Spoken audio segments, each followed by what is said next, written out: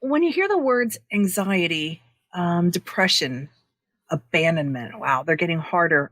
Giving up, you just might not even want to go on another day.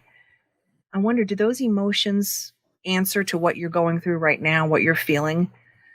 John Callis is my next author, and he wrote a book called When the Rain Stops, and it's a powerful look at having gone through a journey of, well, a horrible journey as a child and coming out of it and finding joy and peace in adulthood. John is an award winning writer, director, producer.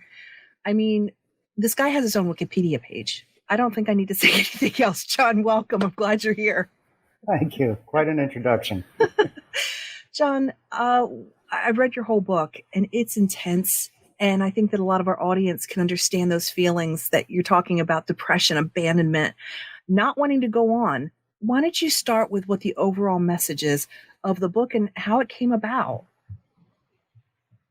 Well, look, I don't think anyone gets out of life for free. I think we all have our pains. We all have our personal problems and things. This really started 10 days after my third birthday when my dad died. And at that point, I just hated God. I screamed all the time. I went into incredible fits of anger. I had dreams of falling into a spiraling thing where I would just wake up sweating. And it just continued from there. I became just unmanageable. My mother had three kids. She was pregnant with a fourth, miscarried at the funeral. And she had no means of support. We were living in a ghetto, basically. And it was tough. Every time I turned around, there was something else to remind me why I didn't have a father and what I was feeling.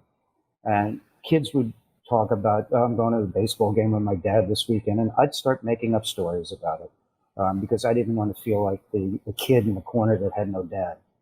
And by the time I got to fifth grade, I was in love with my fifth grade teacher, and she knew I would not concentrate. I'd be staring out the window. And one time she called on me to come to the blackboard, and I had no idea what to answer. And she said, "Are you that stupid?" And I ran out of the class. And you read that in the book, of course. Yeah. And that sent me into even more of a spiral. And from there, it went further down.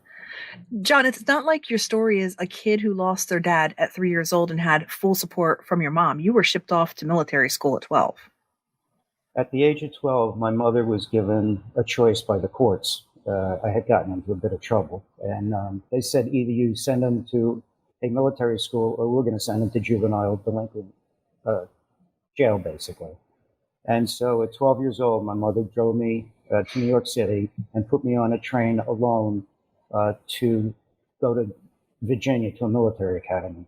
And to this day, I still have the image of watching the train pulling out of the station and seeing my mother get smaller and smaller and feeling so abandoned. I felt like that was it. I wanted to jump off the train and just find a box to sleep under or something. I was just scared out of my mind. I'm 12 years old. I had no idea what I was doing. And I wanted to be home, but it just wasn't. It wasn't an option.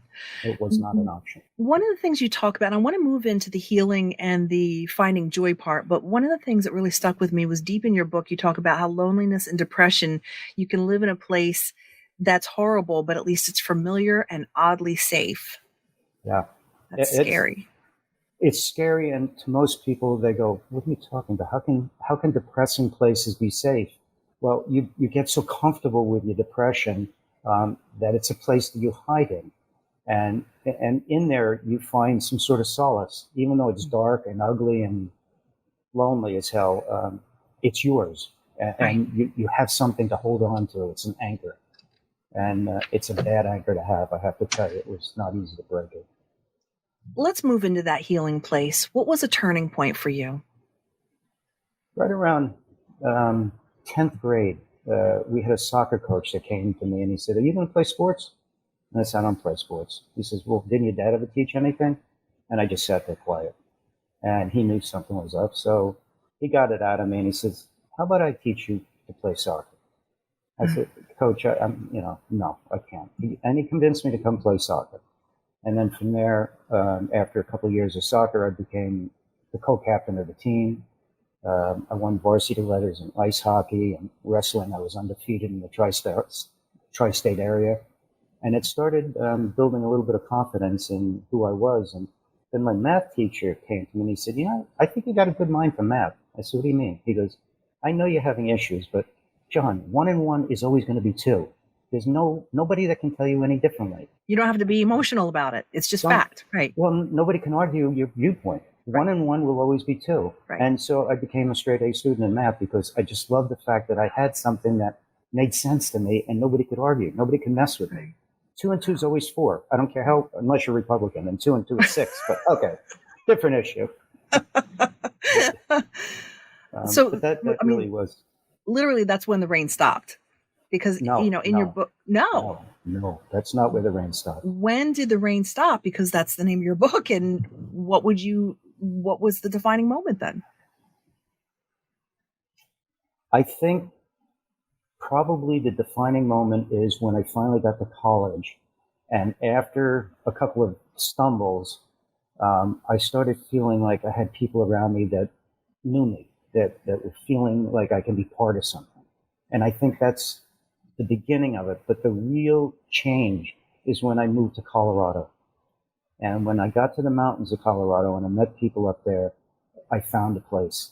And by then I was into theater, and I found the Third Eye Theater, and I got a internship there. And this gal that took me to the mountains and introduced me to mountain living helped me get a place. And that was, to me, that was the turning point, because I felt safe again. I felt like I could breathe. I was in the mountain. I mean, I was at an altitude of 8,600 feet or something, below a base of a mountain called Mount Evans, which my cabin got 37 below zero because we didn't have heat. I chopped firewood in order to stay warm.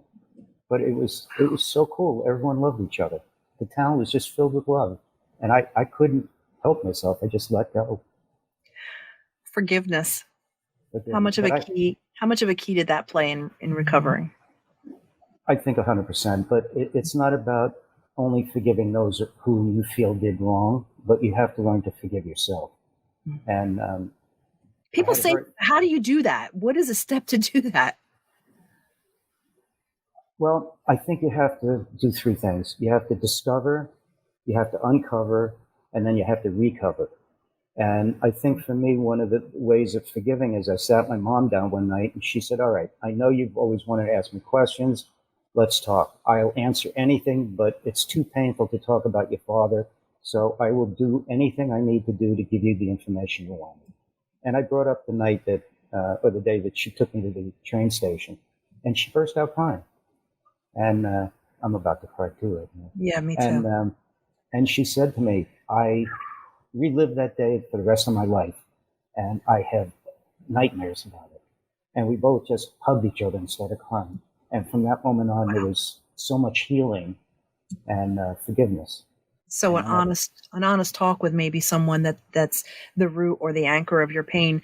Those small steps you talk about, and we have to kind of begin to wrap up here, but share just a little about how important. It's not going to all happen with that one gigantic step. Those small steps are very significant. Baby steps. You got to take a baby steps. It's like trying to quit smoking or something. You can't just do it. You have to do baby steps. Forgiveness it's a powerful tool, but you really have to look inside yourself and make a decision that you want to have your life better for you, not for anyone else. And once you make that decision, you realize that the eyes that you see life through, like a lens, probably why I like directing so much, is all about what you're putting in front of your lens. So your life is yours, and the quality of it is because of you and nobody else.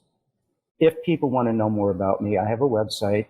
That's www.johncallis.com.